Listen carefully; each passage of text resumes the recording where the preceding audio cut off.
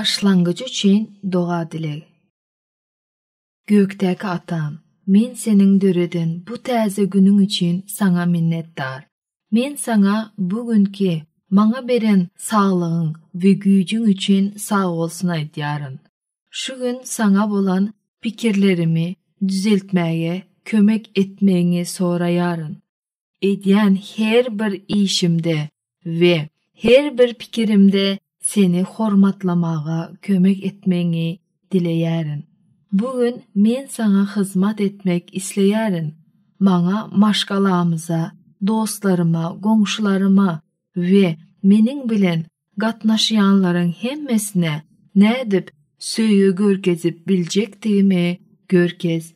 Bugün senin kömeğini talap edýän kynçylyklar bilen yüzbe-yüz boljakdygymy bilýärin. Bugün töwerimdäkilere meniň İsa'nın şöhlelenmesi bolmagymy soraýaryn. Bugün sabır edip hemmelere mylaýymlyk ve hormat bilen jogap bermegimi soraýaryn. Hoş niyetli jogaplar bilen meniň gaharymyň aýrylmagyna kömek et. Özümden öň başgalar hakda pikirlenmäge yardam ber.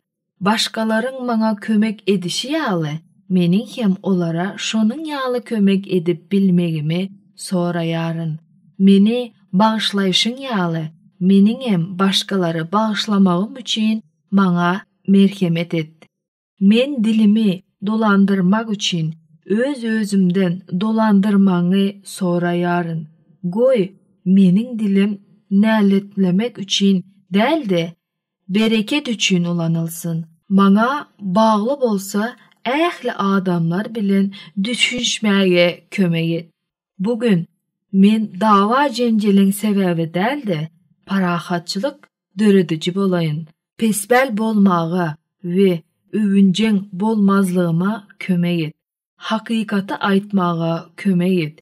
Goý, meniň dilim yalan sözlemesin.